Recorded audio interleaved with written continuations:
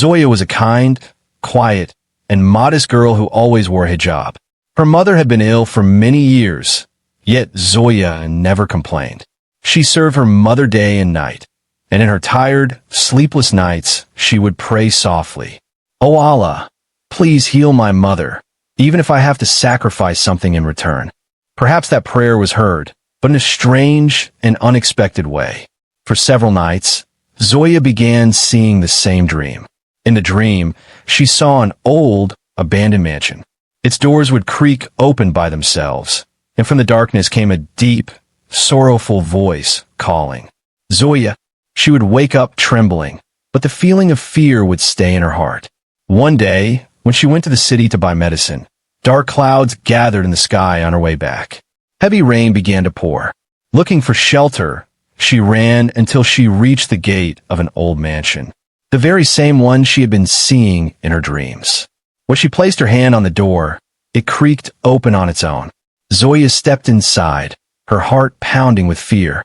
It was dark inside, but suddenly, a mirror in the corner began to shimmer. When she looked into it, she didn't see her reflection. Instead, she saw a faint, shadowy figure. Then a voice echoed through the room. "I am Jinn Zalem, and I love you." Zoya stepped back in fear, but the Jinn's voice softened. He said, "Do not be afraid. I will not harm you. I have been trapped here for centuries, never seen a human, never seen light. But now that you are here, life has returned to this mansion." Zoya's trembling voice asked, "Why are you imprisoned?"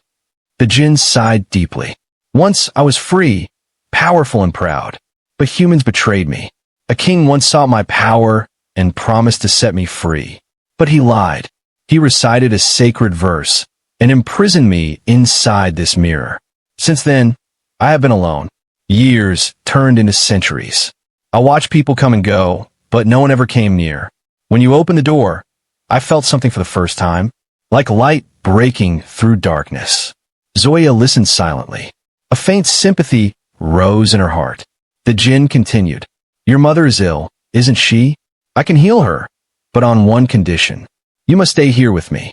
You can never leave this mansion again." Zoya's heart broke, but then she remembered her mother's suffering. She whispered, "If my mother gets well, I am willing to make that sacrifice." The Jinn looked toward the sky and murmured something. At that very moment, far away in her home, Zoya's mother opened her eyes. The Jinn had kept his promise. Zoya smiled, but the next instant, she realized something. She herself was no longer free. Days passed. Zoya began living in the mansion.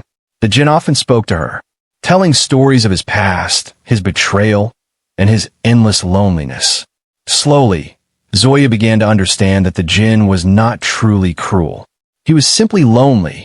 One day the Jinn said, "When you first came, I heard your prayer. There was truth in your voice and purity in your eyes that I didn't see you as a human. I saw you as pure light. I do not know what love is, but when you leave, this mansion sinks into darkness again. Perhaps this is what love feels like." Zoya's heart softened, but she longed for freedom. Every night, she missed her mother and cried silently. One day, she discovered an old book hidden in the mansion. Its title was Ruhi Qaid, the spirit of imprisonment. Inside it was written, "If love ever turns into captivity, recite this verse, and it shall be freed." Zoya closed the book, her heart filled with conflict. If she recited the verse, the Jinn would vanish, but she would be free. If she didn't, she would remain imprisoned forever. The Jinn sensed her thoughts. He said softly, "If you wish to leave, you may go. I will not stop you. But remember, if you go, I will once again be alone for eternity." Tears rolled down Zoya's cheeks. Before reciting the verse, she whispered, "Love should never be a cage. It should be freedom." The Jinn smiled faintly. "Perhaps you are right." Zoya then recited the sacred verse. A blinding light filled the mansion. The air grew still, and the Jinn's fading voice echoed. "Zoya." When Zoya opened her eyes, she was back home. Her mother was sitting beside her, smiling.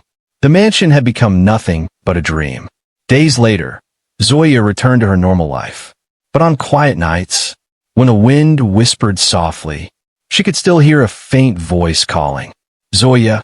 Zoya would smile and look up at the sky, saying, "Love never dies, it only becomes free." This story teaches us that true love does not imprison.